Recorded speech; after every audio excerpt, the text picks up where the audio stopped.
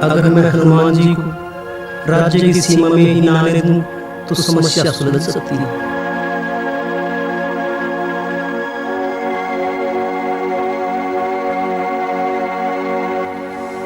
ऐसा विचार करके गोरखनाथ जी ने मोहनास्त्र, रूपास्त्र, नागास्त्र, वज्रास्त्र और प्रक्षेपास्त्र के द्वारा ऐसी व्यवस्था कर दी कि त्रिया राज्य की सीमा के भीतर हनुमान जी घुस ही न सके।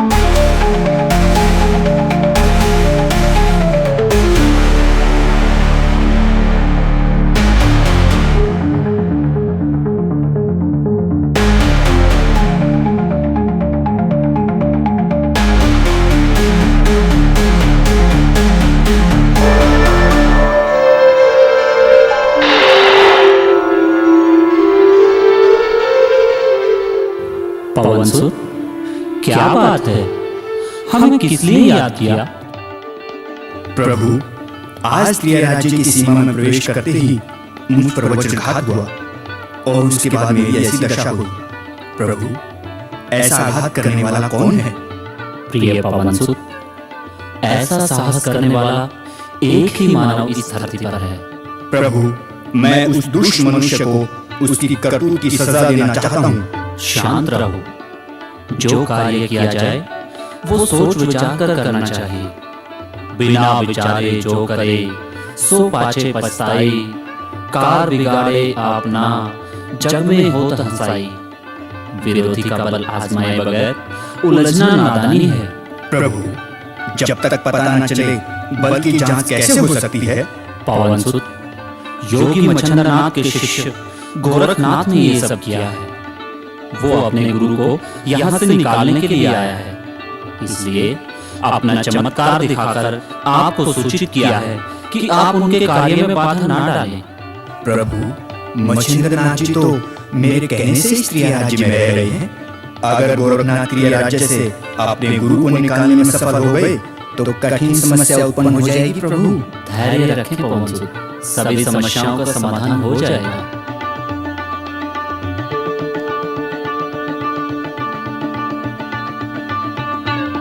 और इसी प्रकार श्री रामचंद्र जी ने और हनुमान जी ने ब्राह्मण का वेश बनाया और गुरु गोरखनाथ जी की तरफ चल पड़े।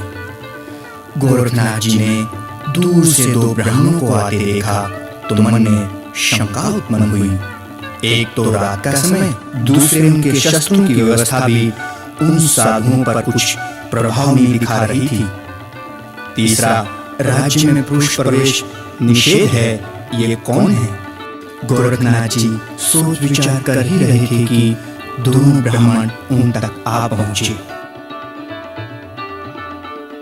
प्रणाम ब्राह्मण देवता, आप दोनों कौन हैं और कहां से पधारे हैं? कृपया अपना परिचय दीजिए और किस उद्देश्य से मेरे पास आए हैं बताने का कष्ट कीजिए। हम दोनों एक विशेष उद्देश्य से आपके पास आए हैं। यदि आप हमारा उद्देश्य पूरा करने का वचन दें तो हम आपको अपना उद्देश्य बताएं। बिना रहस्य जाने वचन देने में हानि हो सकती है। हे विप्रदेव, बिना परिचय जाने मैं आपको वचन देने में असमर्थ हूँ। योगीराज, मैं हूँ राम और ये हनुमान। आपको हमारा परिचय मिल गया है योगीराज। अब तो आपको वचन देने में कोई हानि नहीं होगी।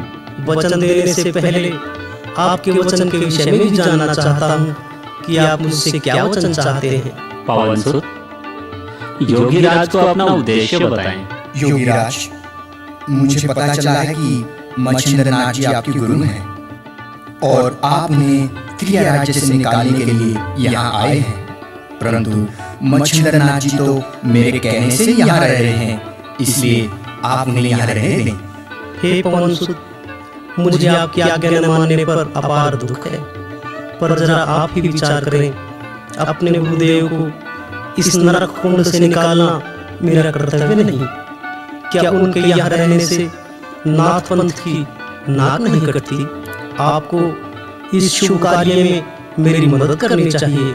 योगीराज, जब वो मेरी मर्जी से यहाँ रह रहे हैं तो बताइए मैं आपकी कैसे मदद कर सकता हूँ?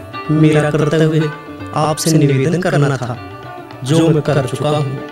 अगर आप मेरी सहायता न भी करें तो कोई बात नहीं, मैं अपने गुरुदेव को यहाँ से लेकर अवश्य जाऊंगा। मेरे रहते ये तुम्हारे लिए संभव नहीं है योगीराज। संसार की कोई भी शक्ति मेरे गुरुदेव को मुझे यहाँ से ले जाने से नहीं रोक सकती। यदि ऐसा है तो तुम प्रयास करके देख लो। शांत पवन सुत, प्रत्येक कार्य का हल गुस्से से नहीं होता। पहले आप ये बताएं कि क्या आपने रानी मनंकनी को जीवन भर पुरुष सुख भोगने का वरदान दिया है? ऐसा तो नहीं प्रभु। क्या आपने मच्छिंद्रनाथ जी से जीवन भर सुख भोगने का वचन लिया है? नहीं प्रभु। तब तो आपका क्रोध करना व्यर्थ है।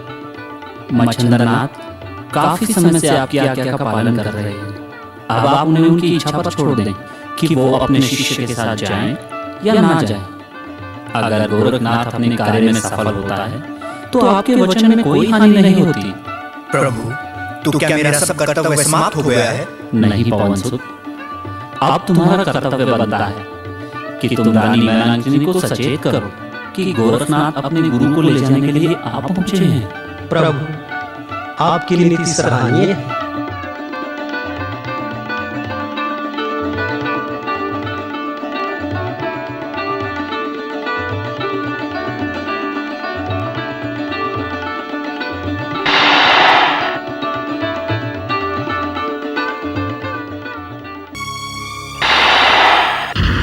मेरी भक्त मनंकनी, निंद्रा त्याज कर उठ जाओ। प्रभु, इस समय कष्ट उठाने का क्या कारण है? जिसका भाग संकट में हो उसे कैसे चैन पड़ सकता है? प्रभु, मुझ पर ऐसा कौन सा संकट आने वाला है और आपकी रक्षा में रहते संकट? यह तो आश्चर्य की बात है। रानी, तुम्हारे कहने से मैंने मच्छिंद्रनाथ जी को तुम्हारी इच्छा पूर्ति के लिए यहाँ भेजा था। वह 12 वर्ष से तुम्हारी इच्छा पूर्ण कर रहा है, जिसकी वजह से तुम्हें एक पुत्र रत्न की प्राप्ति हुई है।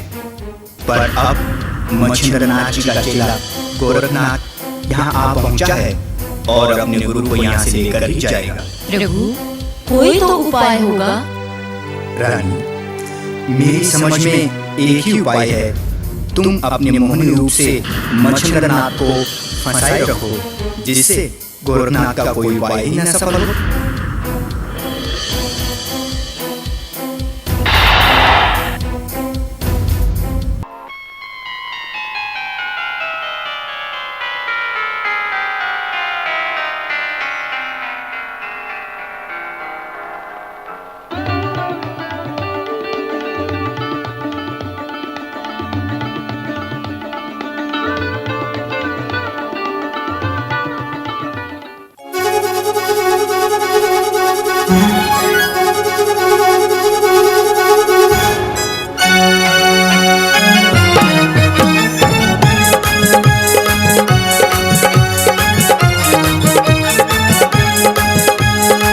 मच्छिंद्र कौन आया?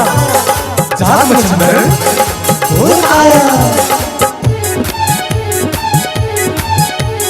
समझ जरा इस ताल की ताल को समझ जरा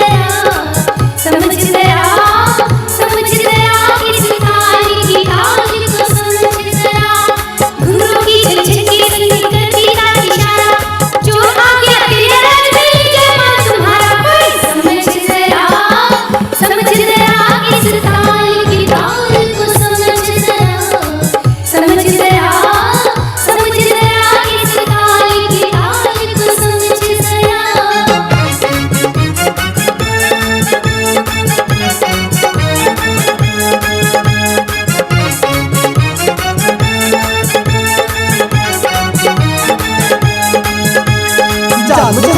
गोरख आया, जाग में चंदर गोरख आया, जाग में चंदर गोरख आया, जाग में चंदर गोरख आया।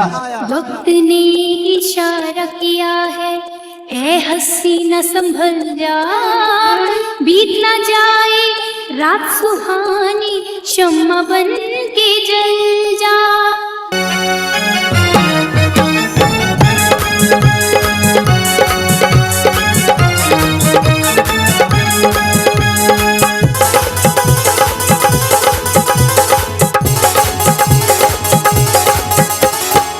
भेष बदल के आई जवानी, अपना जोर दिखाने, होठों के में मन बने हैं, आँखों के में खाने।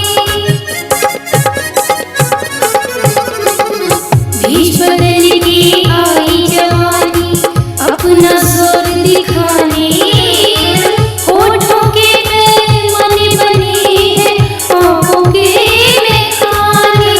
जाने जाने भटकी दूसरी जैसारा, हाथ से छूटे फिर ना आवे वापस हाथ किनारा। ओए समझ जरा इस ताल की ताल को समझ जरा, समझ जरा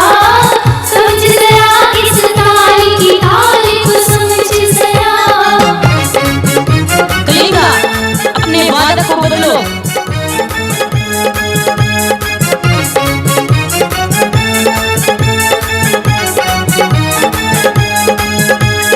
जाग में चंदर गोरख आया, जाग में चंदर गोरख आया, जाग में चंदर गोरख आया, जाग में चंदर गोरख आया।